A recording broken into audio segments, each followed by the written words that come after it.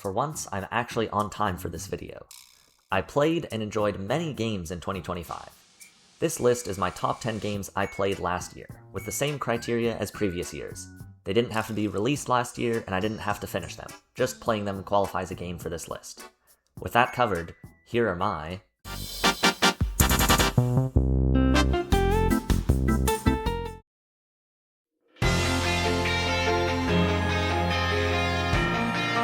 I know I am very late to the party, and it seems the consensus is that it is a bad game, mostly because of the performance issues, but I have to say, playing Pokemon Violet on Switch 2, I had no issues. To me, this is like a better version of Sword and Shield. I like that all encounters are in the overworld, and you can see shinies in the overworld. The 3 intersecting storylines were interesting enough, but to be honest, there's only one reason this made the list: the sheer amount of time I spent shiny hunting this year.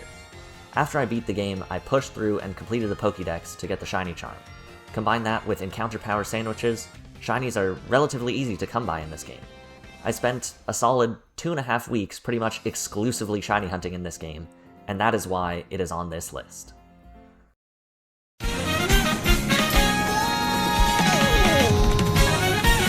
This game is pretty special to me because the Switch 2 is the first day one console I have ever experienced. And at the time, this was the only true Switch 2 exclusive. When I got my hands on the console and this game, I was in awe. The tracks were new and beautiful, the open world is an awesome concept, and so many racers and their costumes to unlock. Obviously, with it being the only Switch 2 exclusive at the time, there wasn't other options, but when I got my hands on it, I played it all the time for the next month, and I would have played it more if it weren't for school. Now, looking back on it, I realize it still has its flaws. But with the updates Nintendo is providing, it has improved the product. My biggest gripes with the game are the fact that there is no 200cc mode, which just seems silly to me, and the open world seems kind of squandered. There could have been a story mode, actual missions, and even boss fights like on the DS. With all that said, I absolutely adore this game.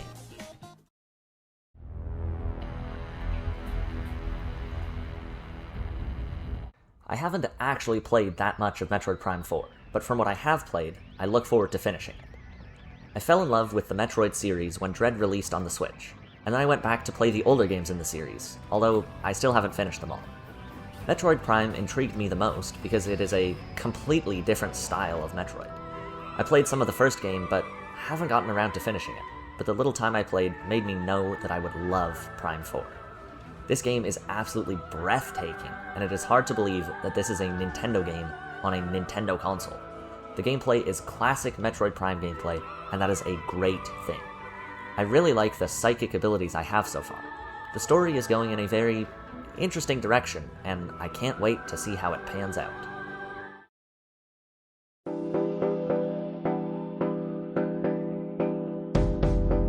This game is dangerous. No, seriously.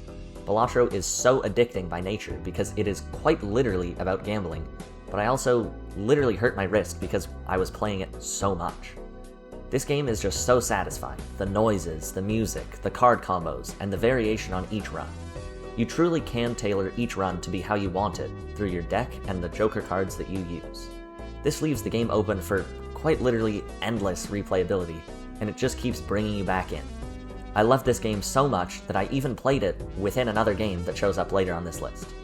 The game is so simple in concept, but I think that is part of what makes it so great.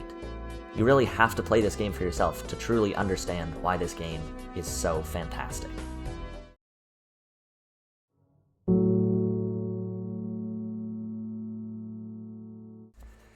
Now this is a special game.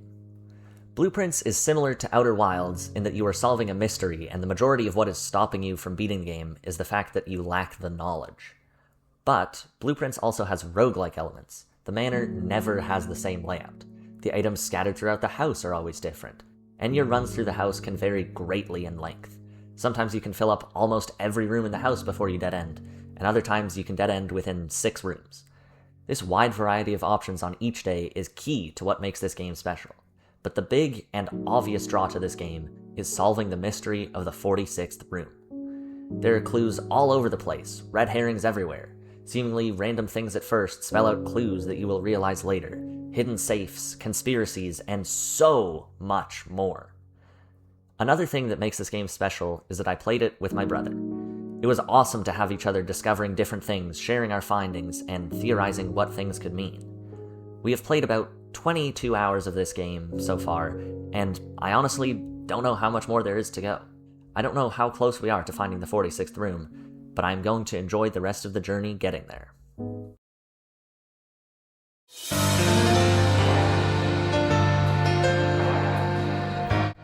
Age of Imprisonment is just more of what I loved in Age of Calamity, an entertaining story with massive battles that are true to lore. And this time, the story is actually completely canon. At least, so far it is. I haven't actually finished the game yet. One of the biggest improvements over Age of Calamity is how much smoother the gameplay is.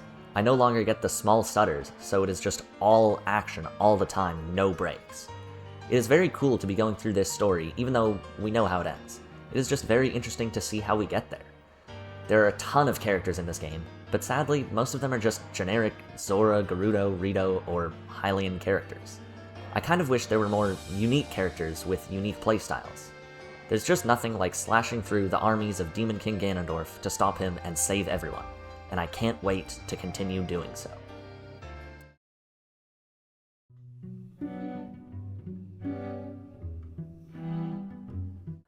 I'll be honest, most of the reason I got Expedition 33 is due to the insane Game Awards hype it got.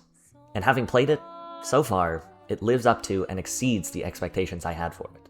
The visuals are stunning, the music is beautiful and catchy, the characters are interesting, and the story is so cool and unique. The gameplay reminds me of Mario and Luigi games, which is a great thing, by the way. This is due to the interactiveness in battles. You don't just sit in menus, pressing buttons and hoping to win. You actually have a say, whether that be timing button presses so your attacks do more damage, or perfectly timing a dodge to not take any damage and instead deal damage to the enemy. I'm really looking forward to playing more of this game this year, and I can see it being one of my favorite games ever. This game gets you very invested very quickly, and it hasn't let me go yet, and I am so happy about that.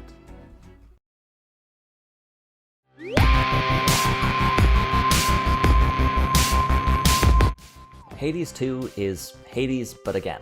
But it's also different. The main character is a different person and trying to achieve different goals in going through the underworld. You're actually trying to get back to the House of Hades instead of escaping it like in the previous title.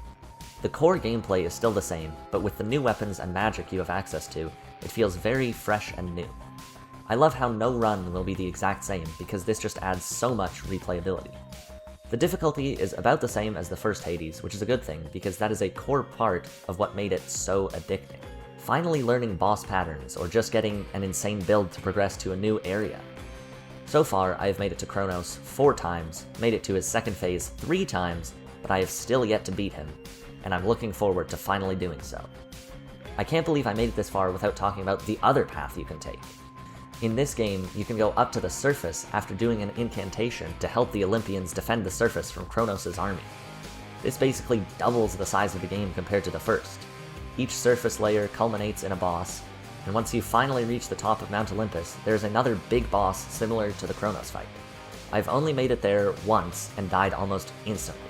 This year, I will defeat Kronos and save Olympus, but at this moment, I have to return to darkness.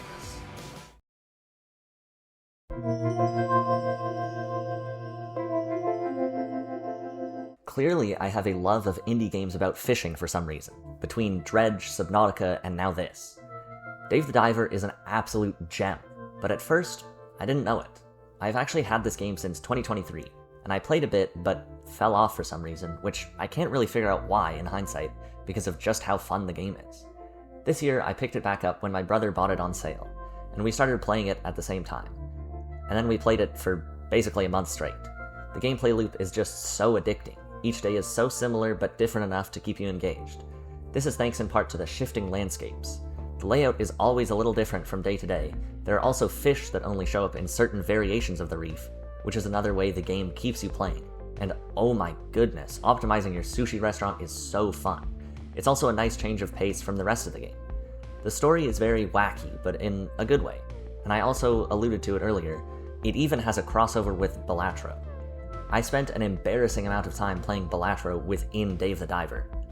Like in 2024 with Dredge, this indie fishing game was so amazing that I actually 100%ed the game. What can I say? I like a really good fishing game.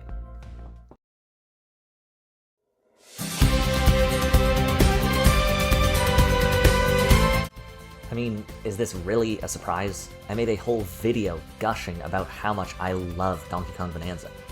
It was so cool to finally play as Donkey Kong again, and in a 3D title no less. This game is just a love letter to everything DK. The gameplay is so addicting, and thanks to the Switch 2, very smooth. Action is always happening on the screen, keeping you engaged. The story is nice, a little predictable at moments, but still entertaining. The game is also massive. I got to a point where I thought I had almost beaten the game, but it turned out that I was only halfway through, which was an awesome surprise. This game also offers the classic difficulty of DK games in some parts. I personally could have used more sustained levels of difficulty in the game, not just the big spikes of difficulty in the post-game. I also wish the majority of the boss fights were more challenging. Aside from the final boss, which was a perfect level of challenging but also fun. And I would count the lead up to the boss arena as part of the boss, and that just makes it so much better. This game gives me hope that we are truly entering Nintendo's next generation of games. And if there are even more games like this one, that is something I can't wait to experience. 2025 was a great year of gaming, but also a slower year of gaming for me. Not due to lack of games, but due to me. And I'll dive into that in my next video. The Switch 2 had some absolute bangers this year, and there were also amazing indie games released. All in all, a great year. Let me know your favorite games you played in 2025 down in the comments. I hope you enjoyed the video, and if you did, please consider leaving a like and subscribing as it helps the channel out a ton. I hope you all have a great rest of your day, and an amazing year to come. Good gaming to you all.